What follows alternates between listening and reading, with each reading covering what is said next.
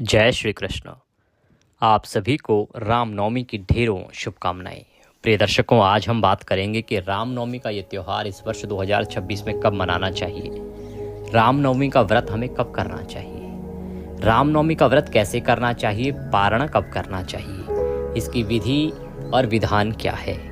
साथ ही आपके मन में जो शंका है ना, 26 को व्रत करना है या 27 को, रामनवमी 26 की है या 27 की, उसको शास्त्रीय नियम के आधार पर दूर करेंगे, जिसको जानकर आप स्वयं समझ पाएंगे कि आपको नवमी मनानी कब है।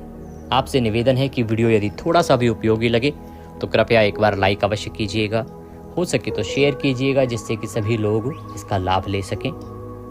कमेंट बॉक्स में लिख के अपनी राय दीजिएगा। भगवान राम का आशीर्वाद प्राप्त करने के लिए कमेंट बॉक्स में लिखिएगा जय श्री राम। आप देख रहे हैं देवभूमि ज्योतिष संस्थान का विशेष YouTube चैनल सत्या बाय देवभूमि। ये हमारा दूसरा चैनल है। इसके अतिरिक्त देवभूमि धार्मिक हमारा एक प्रतिष्ठित चैनल है, जिस पर आप हमारे सभी विस्तृत वीडियो देखते हैं। ये चैनल हमने आपको संक्षेप में कम समय में अधिक जानकारी प्रदान करने के लिए बनाया है, इसका लाभ लीजिए। दर्शकों, रामनवमी को लेकर बड़ा संशय है। कुछ लोग कह रहे हैं कि रामनवमी 26 की है और कुछ लोग कह रहे हैं 27 तारीख की। इसका कारण क्या है? प्रिय दर्शकों, रामनवमी मनाई जाती है चैत्र मास के शुक्ल पक्ष की नवमी तिथि को, और नवमी तिथि आरंभ हो रही है 26 मार्च को सुबह 10:49 पर, और ये समाप्त हो जाएगी 27 मार्च को 10:07 पर। ऐसे में लोगों का मत ये हो रहा है कि 26 तारीख को रामनवमी मनानी चाहिए। उनका तर्क ये है कि रामनवमी 26 को इसलिए क्योंकि भगवान रामचंद्र का जन्म दोपहर को हुआ था, अपराह्न में जन्म हुआ था, और क्योंकि 27 को तो अपराह्न में नवमी रहेगी नहीं, इसीलिए रामनवमी हमें 26 को मनानी चाहिए। अब शास्त्र क्या कहते हैं इस विषय में, मैं वो विषय रखता हूँ, क्योंकि जो 26 की कह रहे हैं उनका तर्क आपने सुना कि भाई भगवान राम का जन्म दोपहर को हुआ था, इसीलिए 26 को मनाएं। अब जो 27 को कह रहे हैं उनका क्या तर्क है और शास्त्र क्या कहते हैं, इस बात को मैं आपके सामने रखता हूँ। प्रिय दर्शकों, मैंने अनेकों पुराणों को पढ़ा, अनेकों ग्रंथों को पढ़ा, जहाँ भी हमारे ज्योतिष से संबंधित जानकारियाँ उन सबको पढ़ा, और मैंने विस्तार से, अगर आप देवभूमि धार्मिक देखेंगे तो पूरा 20 मिनट का एक निष्कर्ष वीडियो दिया है, जो बहुत अच्छा चल भी रहा है। मैंने सभी पुराणों से वहाँ पर जानकारी प्रस्तुत की है कि किस पुराण में क्या लिखा है, किस पुराण में क्या लिखा है। मैं यहाँ कंक्लूजन दूंगा आपको मैं उसका सार बताऊंगा, यहाँ पे अंतिम निर्णय बताऊंगा कि निकल के क्या आया। प्रिय दर्शकों, धर्म सिंधु कहता है कि दिन द्वये मध्याह्न व्याप्तो अव्याप्तो वा परा अष्टमी विद्या निषेधात। मैं धर्म सिंधु ग्रंथ की बात यहाँ आपके सामने रख रहा हूँ। ये कहता है कि यदि नवमी 2 दिन हो और दोनों दिन चाहे मध्याह्न व्यापनी हो और चाहे ना हो, तब दशमी विद्या नवमी वाले दिन यह व्रत करना चाहिए और राम जी का जन्मोत्सव मनाना चाहिए। क्यों?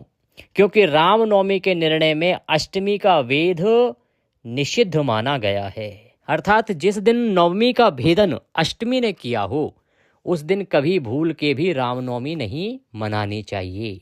अष्टमी का भेदन का अभिप्राय है कि पहले अष्टमी तिथि है सूर्योदय के समय, और बाद में नवमी आ गई, तो अष्टमी ने नवमी का भेदन कर दिया। ऐसी अवस्था वाले दिन, ऐसे दिन पर भूल के भी राम जन्मोत्सव नहीं मनाना चाहिए, और ना ही राम जी का जो व्रत है नवमी का वो करना चाहिए। शास्त्र आगे भी कहते हैं, शास्त्र कहते हैं चाहे उस दिन भगवान का प्रिय नक्षत्र जिसमें भगवान प्रकट हुए वह नक्षत्र था पुनर्वसु, तो पुनर्वसु नक्षत्र ही क्यों ना हो, फिर भी आपको अष्टमी वेधा नवमी नहीं करनी चाहिए। इससे बड़ा क्या प्रमाण चाहिए? कहते हैं चाहे वो नक्षत्र बेशक आपको अष्टमी में मिल जाए, फिर भी आप अष्टमी में अगर नवमी आ रही है तो उस दिन भूल के भी रामनवमी ना मनाएं। रामनवमी उस दिन करें जिस दिन दूसरे दिन दशमी से वेधन हुआ हो, चाहे नक्षत्र मिले ना मिले। दशमी वेधा नवमी पर रामनवमी मनाने का सर्वोत्तम विधान शास्त्रों ने कहा है। यहाँ कुछ ग्रंथों ने यह भी कहा है कि यदि दूसरे दिन मध्याह्न व्यापनी ना भी हो, परंतु किसी किसी क्षेत्र में भी यदि मध्याह्न व्यापनी रही हो, तो भी दूसरे दिन करना ही सर्वोत्तम है। अब यहाँ अगर मैं इस वर्ष की बात करूं तो कुछ प्रदेश भारत के जो हैं वहाँ पे दोपहर को 12:07, 12:15 तक भी नवमी रहेगी। तो कुछ कुछ प्रदेशों में मध्याह्न व्यापिनी नवमी रहेगी। कब?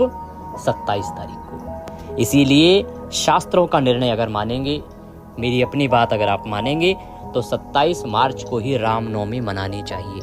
और रामनवमी का व्रत आपको अवश्य रखना चाहिए। रामनवमी का व्रत पूरे दिन रखा जाता है प्रिय दर्शकों, ऐसा नहीं कि शाम को खोल लिया या कुछ खा लिया।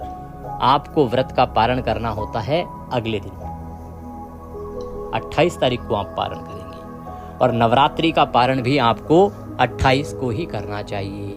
शास्त्र कहते हैं कि अगर आपने नवरात्रि का व्रत रखा है तो उसका पारण 10वीं तिथि में कीजिए। तो आप पारण 28 तारीख को ही कीजिएगा, रामनवमी के व्रत का भी और नवरात्रि का भी। पारण के लिए शुभ समय रहेगा 28 तारीख को सूर्योदय से और 8:45 तक। उसके बाद एकादशी लग जाएगी, तो प्रयास करके इससे पहले ही आपको पारण आदि कर लेना चाहिए। यह है जानकारी रामनवमी के विषय में। कुछ और पूछना चाहें तो कमेंट बॉक्स में लिख के पूछ सकते हैं। स्क्रीन पर नंबर आ रहा होगा, हमारे साथ व्हाट्सएप पे जुड़ना चाहते हैं तो अवश्य जुड़ जाइएगा और सब जानकारी सीधे मोबाइल पर भी प्राप्त करते रहिएगा। जय श्री कृष्ण।